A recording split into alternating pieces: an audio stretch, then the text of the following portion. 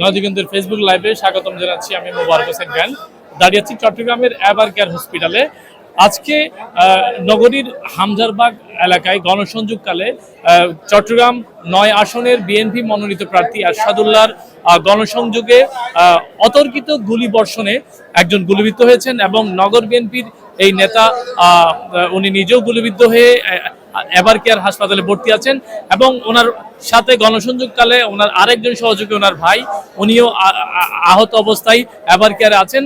স্পটেই একজন মারা গিয়েছেন যার নাম হচ্ছে সরোয়ার বাবলা, যিনি যুবদলের রাজনীতির সাথে জড়িত বলে আমরা খবর পেয়েছি। চট্টগ্রামের নগর জুড়ে এই হত্যাকাণ্ড অনেক বেশি চাঞ্চল্য সৃষ্টি করেছে। আমরা যদি আপনাদেরকে কয়েকজনের বক্তব্য দেই, আজকে প্রত্যক্ষদর্শী কয়েকজনের বক্তব্য যদি আমি আপনাদেরকে শোনাতে চেষ্টা করি, তারা কি বলছে একটু শুনুন। আজকে আমাদের ৩ নম্বর ওয়ার্ডে চালিতাতলি তরুণ মেলা সংগঠনের সামনে থেকে লিফলেট বিতরণ শুরু হয়। আমরা লিফলেট বিতরণ করতে করতে মাগরিবের আজান হয়ে যায়। মাগরিবের আজানের সময় আরশাদুল্লাহ ভাই বিভিন্ন লোক নিয়ে মসজিদে ঢুকে নামাজ পড়ে উনি বের হয়। আমরা ওনার সাথে যাই, সামনে গিয়ে দাঁড়াই। অত মানুষ ছিল না, ১০-১৫ জন ছিল। কে বা কাহারা বলছে ওই সামনের দোকানটায় যাব, তো উনি দোকানটায় গেছে, আমিও ওনার সাথে গেছি, সাথে ১০-১২ জনের মতোই ছিলাম। আমরা লিফলেট দিচ্ছি, এমনি আরশাদুল্লাহ ভাই বলতেছে আমার সালাম নিবেন, আমার জন্য দোয়া করবেন। আমি বলছি উনি এখান থেকে নমিনেশন পাইছে, আপনারা ওনাকে ধানের শীষে জয়যুক্ত করবেন। এরই মধ্যে একটা শব্দ, বিকট শব্দ, আমি ভাবছি বাজি ফুটাইছে। এখানে যে গুলি হচ্ছে বা কিছু হচ্ছে এটা আমি একবারও চিন্তা করি নাই। আমার আশেপাশে দেখি আমার আশেপাশে আর কেউ নাই, সবাই চলে গেছে, আমি একা দাঁড়াই আছি। আরশাদুল্লাহ ভাই ওদিকে দৌড় দিছে, আমি ওনার পিছে পিছে দৌড় দিছি। গিয়ে দেখি যে ওনার এখান থেকে বুক থেকে রক্ত পড়তেছে।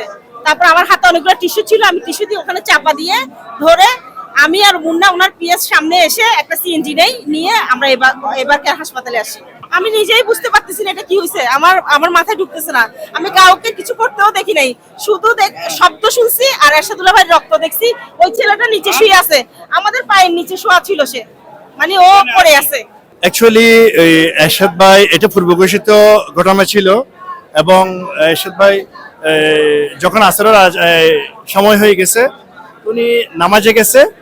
নামাজ থেকে বের হওয়ার সময় অল্প সংখ্যক নেতাকর্মী বের হয়েছে, তো ওনার পাশে এই সরোয়ার বাবলা ছিল এবং আমাদের বাইজিৎ থানা মহিলা দলের সেক্রেটারি ছিল। ওনারা এই ১-২টা মানে দোকানে গিয়ে শেষ করে দিবে এরকম একটা সিদ্ধান্ত উপনীত হয়েছে। ঠিক সেই মুহূর্তে এই অতর্কিতভাবে এই মানে ক্যাবে কাহারা এসে গুলি করে দিল, যার প্রেক্ষিতে সরোয়ার বাবলা স্পট ডেড এবং আমাদের এই নগর বিএনপির বিপ্লবী আহ্বায়ক এরশাদ ভাই গুরুতরভাবে আহত হয়ে এখন চিকিৎসাধীন অবস্থায় আছে।